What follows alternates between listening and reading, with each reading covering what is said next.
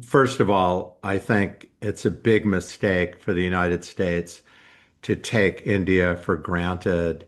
And India is a very important ally in Asia. It counterbalances China both from a geopolitical strategic point of view, and it also provides an important alternative for manufacturing, for moving production over time. India is going to play a larger and larger role over time. And so this idea of, sort of declaring a tariff war on India and thinking you can make up later is a very aggressive move.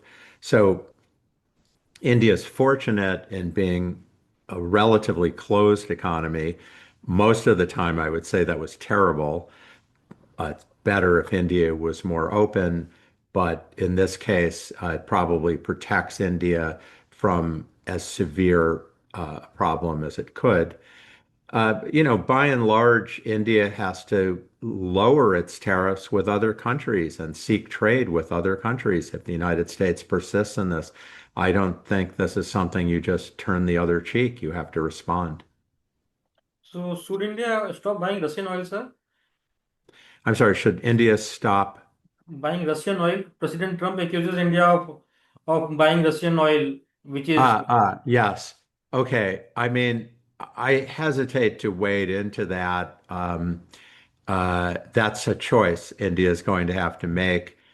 Certainly, the Russian oil helps keep the war in Ukraine going. Uh, and India's, like many non-aligned countries, has tried not to take a position in the war. And so if it were to cut off its purchases of Russian oil, it would be forcefully supporting the West. That's a foreign policy choice, not simply an economic choice that India has to make. And I'm I'm an American. We've been very supportive of Ukraine. So from that perspective, I would like to see India purchase much less Russian oil. But if you're asking advise the government of India, it's a sovereign state. It's has to find what's best for the people of India. sir, if trade tensions with US escalate further, then what mix of domestic reforms and external positioning would help India to absorb this shock? Well, I mean, I think that the two domestic reforms that many people put at the top of the list for India are paradoxically, one, making the economy more open. India has lowered its tariffs gradually over time, but they're still, for a large country, maybe tied with Brazil for the highest in the world, although the United States is now coming up to join India and Brazil with the similar tariffs. The problem with having the high level of tariffs in India is it makes it difficult to bring in goods needed in production, what we economists call intermediate goods, parts, machines that are used in production. So it's very hard to build up, for example, any kind of manufacturing base if you have very high tariffs. It makes India unattractive.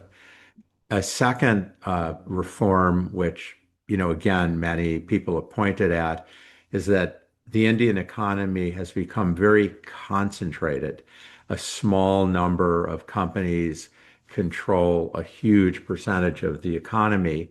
And on the one hand, big companies have done well, but on the other hand, it's made it hard to start up the small and medium-sized businesses that are really the engine of productivity and growth, even in Europe, even in the United States. And so, over the long run, having a stronger anti-monopoly policy is important. There certainly we can come to other things having to do with uh, trying to improve the education system, inclusion of women, which have all been talked about. There are many, many things India can do. Its per capita GDP could rise tremendously. Its income could rise a lot, even with 50% tariffs from the United States. That is not going to hold India down. India has potential to rise tremendously, but it needs to invest in its people. It needs to try to find a way to link better to the rest of the world, if not the United States. And it needs to encourage small and medium-sized businesses, which still struggle with all the red tape and the regulations that are part of the reason the large companies are so predominant. So can India aspire to grow 8 to 9% on a sustained basis like China and East Asian economies which grew for double digit for over 30 years? India can certainly aspire to grow at 8 or 9% for an indefinite period. There are many areas where India could grow even without big changes. The service sectors become an increasingly important part of the global economy, and India is very, very competitive in the global service sector. So there's tremendous room to grow. India has tremendous human talent. So India has the potential to be a player in artificial intelligence, to be a player in anything. If I can observe, some of your readers may know that in my youth, I was a professional chess player and I'm a grandmaster. I represented the United States in the World Championships 50 years ago almost. But India today, its achievements in chess are remarkable. Not just one person, not just Gukesh becoming world champion, but India is just strong all the way down the line. The talent is incredible. If you We saw that at one time in the Soviet Union, and it was highly correlated with being very talented in math, physics, computer science, biotech, all these other things. So it's very clear that the India has this huge talent base from which it's possible to have enormous growth. So I don't see why, particularly in a world where that kind of talent is more and more important, India shouldn't aspire to have similar growth rates to China for a very long time. And lastly, of course, India is doing very well compared to everyone else. India's been the fastest growing large economy for some time now. And I think the question's really, how to make it even better. So when you look at China of today and India of today, what do you think is working for China? Well, China has exercised tremendous state capacity in guiding the economy to a very fast growth rate for a long time. China has many, many problems, but I would say on the whole, its governance system, and I'm not talking about the president, I'm talking about all the way down the line to the cities, to the small towns.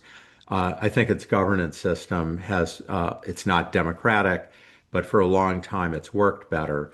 Now, China is failing today. It's no longer growing fast. I don't think it's ever going to grow fast again. India is rising, but India needs to do things to improve governance. It's done many things. The new GST 2.0, I think, is a big step that's going to support productivity and growth in India. India has made big steps in fighting corruption in government by digitizing so much of the economy. So India has certainly moved. And one thing that's very, very noticeable, I think, to anyone who visits India is for a long time, India lagged terribly in infrastructure. It simply had not built the airports, the roads, the shipbuilding facilities that China has. And I think one thing the Modi government's done very, very well is finally deal with this so that provide the infrastructure, the roads for growth. So many things are happening that I think will pay off. But even if you have 9% growth a year, it's going to take a while for India to catch up. So why India has seen limited success so far in capturing the China plus one strategy? I think the biggest reason are the tariffs. You have to bring the tariffs down to make the plus one work as well. China is part of an Asian uh, assembly line where parts and pieces of goods are made before they go to China. They don't make everything in China. They import a lot of intermediates and then they have production. And India has not only tariffs, but non-tariff barriers that make it much more difficult to operate a business. Plus, there are all kinds of regulations about foreign ownership. Uh, India has been moving to improve these things. I mentioned that early in my remarks, saying that tariffs have come down, but it can go much farther. I think if you want to be a China in the China plus one orbit, you're competing with a lot of other Asian economies that are perhaps more open than India's, and India's lagging. On the other hand, India has the size, the talent, ultimately to win in this game. There's only, if you want to do a big part of your production outside of China, India is really the only game in town. And India simply needs to find a way politically to take advantage of that. So how do you analyze the Trump administration decision to raise fees for H-1B visa?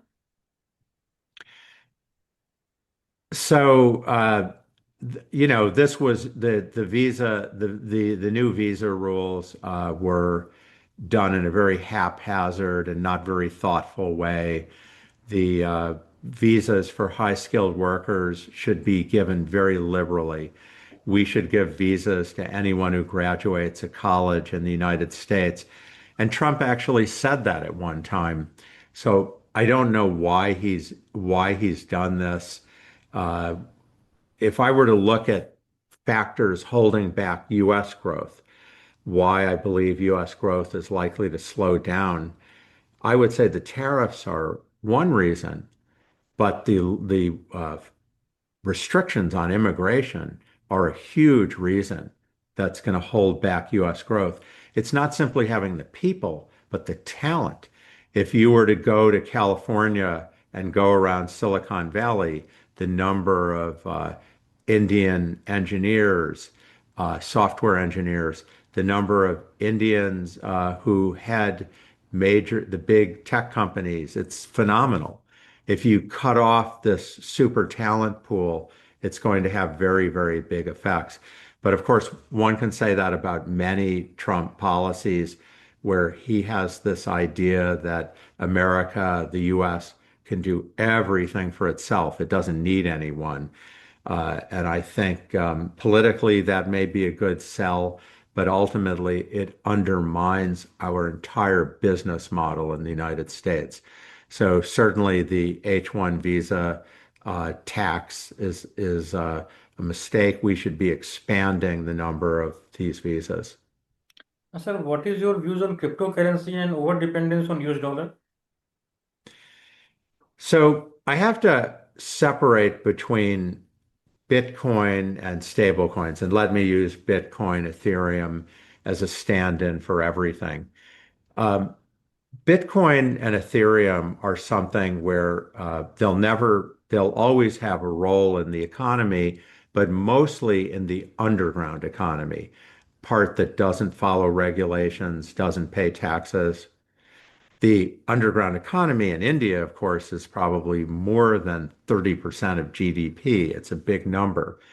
And the global underground economy is probably 20 to 25 trillion dollars. And the cryptocurrencies have a big role to play here. It's not something government should be encouraging, but it's something that gives Bitcoin significant value. Stable coins are different. In many ways, stable coins, particularly stable dollar coins, have been the killer app, the most impactful idea that has come out of the cryptocurrency world. But what's going on right now is I have mixed feelings about because on the one hand, the market is growing very fast. On the other hand, the United States has taken a very firm decision not to regulate very much, and I think that's a big mistake. I think stable coins are going to prove a big challenge to a country like India because more and more transactions will take place under the table, outside of government view through stable coins. It's going to make it harder to collect taxes, harder for India to build its infrastructure, to provide the education that it needs. It's going to be challenging for, I think, all developing economies and emerging markets where the state is going to have more trouble collecting money because of these stable coins. On the other hand, certainly in parts of the economy that are just completely dysfunctional, where the government is corrupt, where there are problems that the are not being overcome, maybe stablecoins will provide some kind of way for people to get on with their business. But certainly, there's a big future in cryptocurrencies because the underground economy is not going away. With stable coins, I think we're still groping for the right regulation. And let me lastly say there's also central bank digital currencies, which may, in the end, supplant stable coins, but that will only happen if there is stablecoin regulation that makes it more difficult to use stablecoins to hide transactions and wealth from the government. So my last question is, what role will the political economy play in India's trade negotiation with the United States and China? So I'm sorry, what role is The political political economy? economy will play in India's trade negotiation with USA and China and European Union. Uh, India is very important here, and clearly the Trump administration's strategy is to pick regions or countries off one at a time and not bargain together. Uh, Trump feels that by isolating economies, he can strike better deals, he can be more aggressive. But I think in the long run, one has to expect China, India, the European Union, Brazil, other countries to have a more unified front against the United States. And I think as that happens, we're going to see actually a lot of retaliation and hopefully ultimately a rollback of some of the Trump tariffs. But I think the next stage will be retaliation. Trump has done everything possible to prevent that. But I think if the world presents a more unified front, he's going to have difficulty pushing back.